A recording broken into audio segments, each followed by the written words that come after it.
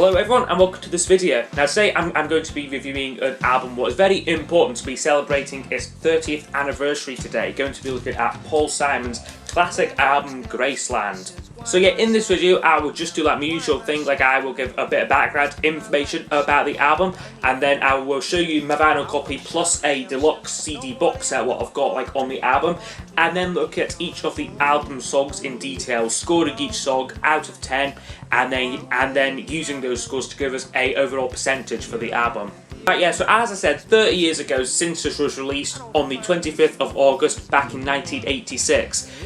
Before making this album, Paul Simon was in like a rather bad position, both like in like his career, like and like his personal life. Like his last album had been Hearts and Bones from 1983, and like although this would many years later be seen as like one of like his best albums, like at the time like it was like a rather like a commercial flop, and like in like his personal life, like his very brief marriage to Carrie Fisher had come to an end. However, in early 1984, like while moving house, like in like New York, he was given a tape which was entitled Accordion Jive Music Volume 2, and so when like he was like moving that house and moving like all like his stuff between like these two houses, like he would be playing this tape, and like he really got like interested in like the music on it. So like he asked like his record label to try and track down where the music on like the tape like originated from. It was traced to South Africa, where like he and like his longtime producer Roy Halley, who had like worked on like some of like Simon and Garfunkel's like earliest recordings, and like he's still today like working with Paul Simon, co-producing his latest effort. Like he's definitely one of like Paul Simon's closest friends. Anyway, both of them went to South Africa for like a 2-week period. They were hooked up with a record producer there called Hinton Rosenthal, and he like arranged sessions with like various like musicians who like he had like worked with, like arranged sessions like with like Paul Simon and like these South African musicians. Paul Simon has said that he like actually like enjoyed like his trip to South Africa because like there wasn't like any record company like interference or like media really like paying like attention like to what he was doing, because by this point, like as I said, like Hearts and Bones being like a flop, like he was considered like a has-been and like rather like a burden on like the record label, and like his very brief trip to South Africa would cause controversy later on. Like we'll get into that like a bit later into the video. His working methods on this album were also radically different from like his last couple of studio releases, whereas on those like he'd go in like with a collection of like pre-written songs and arrange them with like a group of like session musicians. And this album like he went in with absolutely nothing and like just jammed with like the musicians, and then like back in like either like New York or like London, he would like arrange the tracks and then write the lyrics around like the songs what like they had like made. The producer Roy Halley says that it was very difficult working on this album, and like very technically challenging, as well as there was like a lot of like editing like involved, and like some examples of like early sampling as well was used during the making of this album.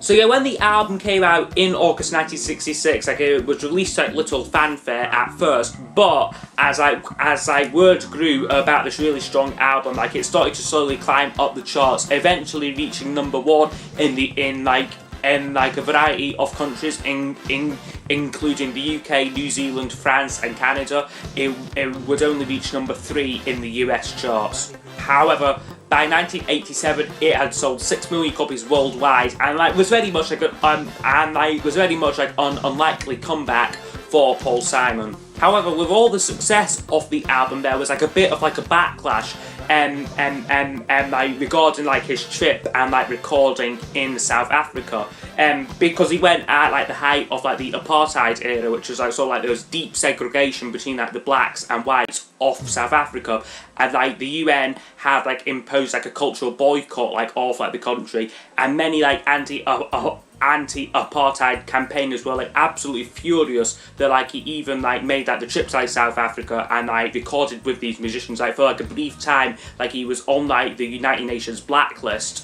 But Paul Simon defenders say that like he helped to like showcase like the talents of like these African musicians, and like generally like present like their music to like the world stage and like show that like there was like a lot to be offered in like South African music. Some of like the backlash though was like softened when he went out on like the Graceland tour in like 1987, where like he both like play songs like from the album as well as like showcase various like African musicians, including like Lady Smith, Black Mambazo, Miriam Makeba and Hugh Masekela, like various like African like musicians like would like play like their own songs like along with Paul Simon. That softened like a bit off like the backlash, but like there was still like some like strong feelings towards this album. However, critically, like it was like a hit. It won the 1987 Grammy for Album of the Year, and like Paul Simon like won a Brit Award for Best International Male Artist like this year as well. Since then, it has appeared on like Rolling Stone's 500 Greatest Albums of All Time list at number 71, which was like a really good score for it on that list. So anyway, I'm just going to show you the vinyl and then like the CD box set. But before I do that, I have just got this DVD here, which I believe I showed in like my last vinyl update. This is just like a making of the album documentary here. Really good actually. I could recommend like watching this. Like I'm sure it's all on like YouTube and that. Like if you want to like watch it, it's a very good documentary. Anyway, to the vinyl here. This is my dad's old copy of the album, and yeah, like this one does me. Like I have got like a clear vinyl copy as well, but like, I'm thinking of like getting rid of that one. Like I don't really need that one like anymore. This one plays just fine for me. It says inner sleeve, just plain there, and then the record label we are on Warner Brothers, and this is a German pressing of the album. Anyway, slightly more interesting than the vinyl is this CD box set here, celebrating the 25th anniversary. Back in 2011 this was released here. Just looks like that, there looks like that at the side, and then all the contents just come out off the side here. First thing in here is a poster. This is just like the album cover. I had this on like my wall for like a wee while. Just looks like that there, which is very nice. We can get this here, which is a booklet, basically just like various interviews and pictures from the sessions. Really good book actually. Lots of like interesting facts and sort of bits and pieces. So like a timeline of like the album, like as well, going through our various like important dates, like in like the making of the album. And then later talking about like the Graceland tour. And that says all like the various musicians featured on the very successful world tour what he done, and then just various track information and stuff. So yeah, this is a really nice booklet with it. But that's not all, because we also get this here, which is the actual CDs and stuff. So we get 2 CDs there, the actual album itself, a bonus disc, and then 2 DVDs in here. We get a documentary called Under African Skies, like another one. It's different to this one here. It's like a little bit more about like the controversy and about surrounding like the album, like a bit more about like the history like of like South Africa, and like sort of like what like Graceland was like to that sort of thing. Like it is quite an interesting documentary.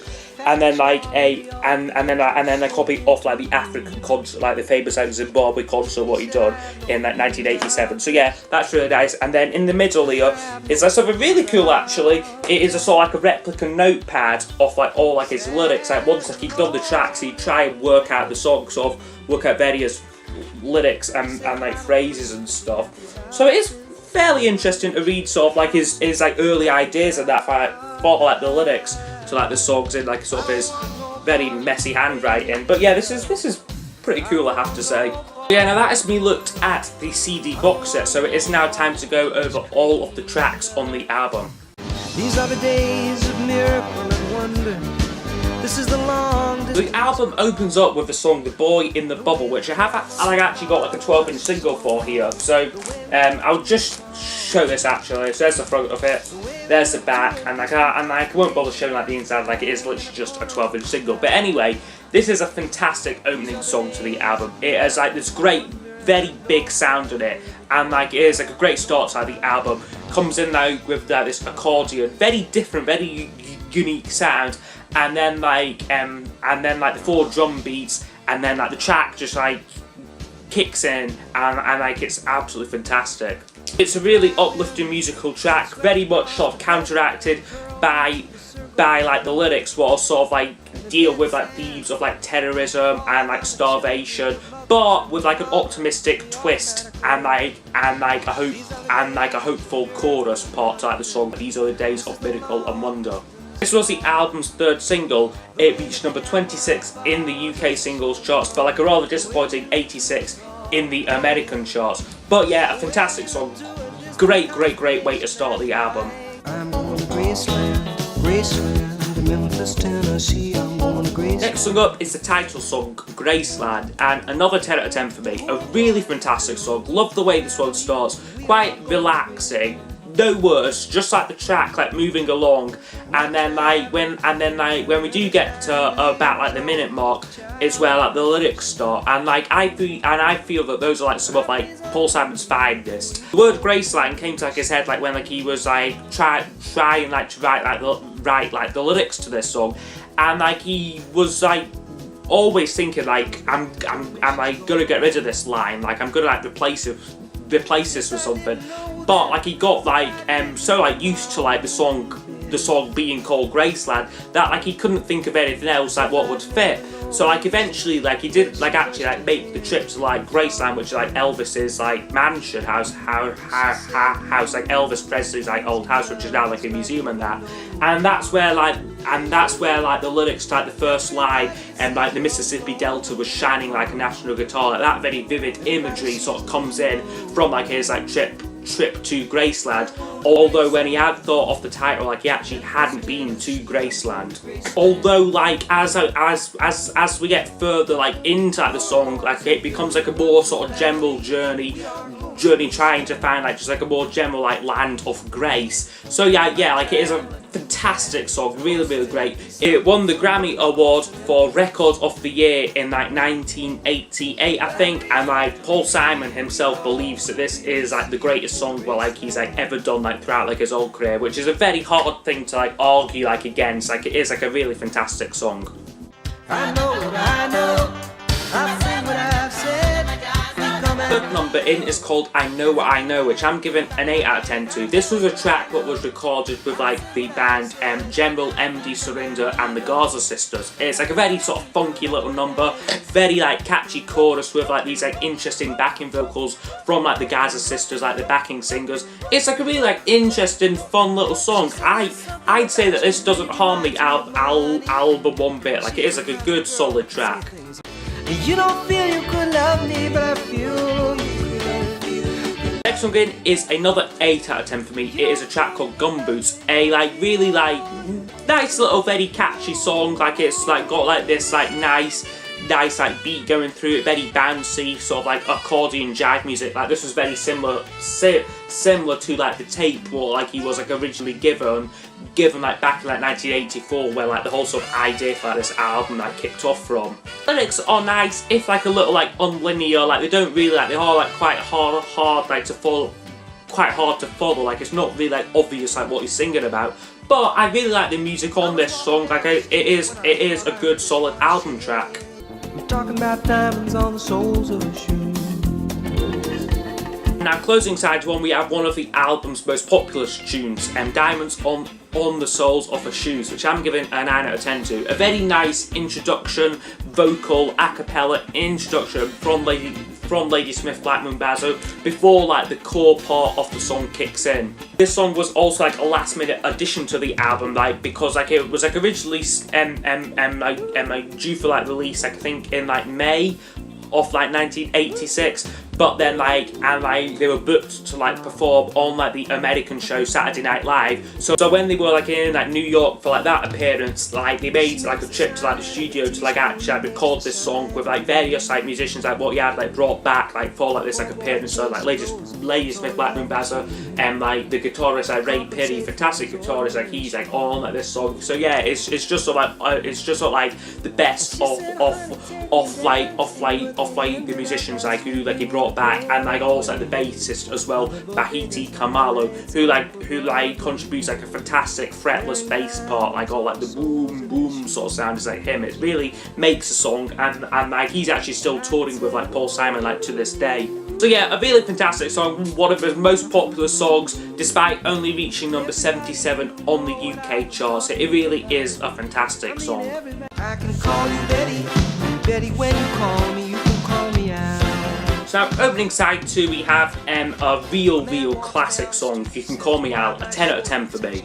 Let's start with the lyrics on this song. They seem to be about like a guy and like he has like too many complaints in life, sort of like in like a bit of like a midlife crisis, sort of like a bit like where like Paul Simon was like before like he made this album, who like sort of like seeks like a bit of like companionship in life. That's where we get like the chorus, if you'll be my bodyguard, I will be your long lost pal, I can call you Betty, you can call me out. Like we'll make like an arrangement here, like we'll make like a deal sort of thing. Although the song like it does develops by like the third verse to this one, like he's talking more about like his like experience of recording like in like South Africa. But it's like he doesn't speak the language, he holds no currency, like he's a foreign man surrounded by the sound, like that sort of verse. He's sort of more talking about like his like experience of like his trip to South Africa. Although this song actually wasn't like recorded there, like it does feature like various like musicians like he brought back, like this was like recorded in like New York's Hit Factory studios. So yeah, easily like his biggest solo hit. Like it reached like the top 5 in like 7 countries. I believe it got to number 4 in the UK. So yeah, a really fantastic song. And he walked his days under Africa's skies. Next one is called Under African Skies, which I'm giving a 9 out of 10 to. This is a slightly slower one, but still really good, really like uplifting song, especially like the middle part, like off like the track. This is a duet with like the singer Linda Ronstadt. Really works well, I think. Like I like the lyrics. Chorus is like a really nice part, like off like the song. So yeah, like overall a really good album track.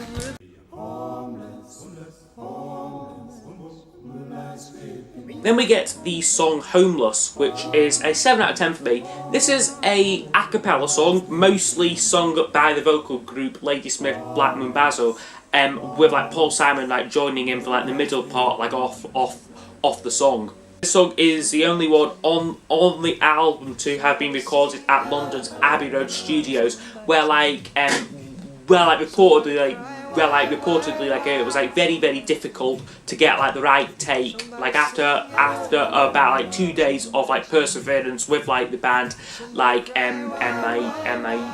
they finally got like the track to like work out like in like the end. Although it was quite a stressful track to like get right like in like the studio. It has like a really nice vocal performance, very beautiful sound to it. Sort of like lyrics on this one deal with like a lot of like poverty and like homelessness, like what was facing like black South Africans. Although personally this isn't a song what like I would like play out out with the album, and like I would say it is like my least favourite, but it is still a really nice simple song. I don't want no part of this crazy love. I don't want no. And then the mood of the album lightens up once again with the song Crazy Love of Volume 2. Not too sure what the Volume 2 like really means, but it is a great song, the Crazy Love. Really fun bouncy track. Features like the talents of like the guitarist Ray Pirry and like his band Stamella, who like he has like a really great style on like guitar, can get like a really great sound. Like he also plays on Graceland and like Diamonds and like You Can Call Me Out, like various like songs on the album. Like he's a really fantastic guitarist. Lyrics on this one seem to be like his like broken and like rather brief relationship with Carrie Fisher, and like yeah, like it is like a lovely sound to this track, great production like on like this one. Although the reason why like for me like isn't like personally like a 10 is because like the chorus is like a little bit repetitive. It is basically just like the line, I don't want no part of this crazy love, which is just the chorus. But the verse is like a really good though, but I have to like notch it down a mark because of that. Get a little conversation, drink a little red wine, catch a little. Second to last track now is called That Was Your Mother. A 8 out of 10 for me. A really good, fun, fast-paced little song recorded with like musicians from like Louisiana in like a musical style known as Zydeco, I think that's how you say it. almost sort of like American sort of skiffle style is like what like I like take away like from this song, sort of like reminiscent of like early rock and roll stuff. I really like the lyrics to this one, like as well. Like the narrator seems to be talking about like his life. Like he's sort of saying like when I was like a travelling salesman and like life was great and that, like before like family came along and like before he really like grew up and like matured. So he's sort of like telling like his kids like about like his life and that. And like I especially like the line, "You are the burden of my generation. I surely love you, but let's get that straight." Like I really like that line. Sort of like sums up like the point like off the song. Like it really works well for me. So yeah, like an 8 out of 10 for that track. Over the mountain, down in the valley, lives a former talk show host. And then we close the album with the song "All Around the World" or "The Myth of Fingerprints," which I'm giving also an 8 out of 10 to. A really nice, uplifting way to end the album. Like it's a really happy song. Really works well. Like again, like I like the lyrics, although they are like a little bit like unlinear. That's one thing like I'd say like with like some of like the lyrics on MI throughout this album, they are sometimes quite hard to follow, but they work well. Like they sound nice, and like they all have some really nice phrases, what I think really works. This song was recorded with the band Los Lobos. I think that's how like you say like the name, and like Paul Simon would later like run into trouble with like this band. Like they claim that like he like stole like the song from them, and like they call him like a jerk and like quote a fucking idiot, and their words not mine. So yeah, for like apparently like stealing like their song. But back to like the actual track itself, like it is like a good song. Like I really like it, although it isn't like a personal highlight. Like when like I think of like Graceland, like I don't think about this track at all really, but it works so. So overall, this album would score 87%, which I think is like a really good score. Like I say, anything like over 85% is like we're getting like into classic album territory there. So yeah, this album certainly is a classic album. Reason why I think it is very sprawling in styles, very much thanks to like the variety of like the artists like he like worked with like on here, like the various like collaborations and that. Like it isn't just like one like studio based band. We do get different sounds, different styles of like music, what I really like throughout this album. He also says as well that like he didn't want to make like a political record which would like convey like the anger in like South Africa. Like he felt that it would be like presumptuous for him to tell like the black musician's story through like his own words. So like instead like the album focuses on the joys of like Africa and like the optimism that things like would improve and like would get better, what like they like eventually would do like in South Africa, like only like a couple of years after. On like a more personal level though, for me it is an album what I have known for like quite like a wee while. I do have like strong like affection for it. It was like my first Paul Simon album, and like so like maybe like my score is like slightly like influenced by that, but I just find this to be like a really happy, really joyful record, and like also like a unique sound as well, very much like unlike anything else what I am familiar with personally. That has me come to the end of this review. So yeah, I hope you have enjoyed. Like I would be really interested to hear what you think of this album down below in the comments, and I will see you all next time for the next video. Goodbye. Poor boys and pilgrims with families, and we are going to Graceland.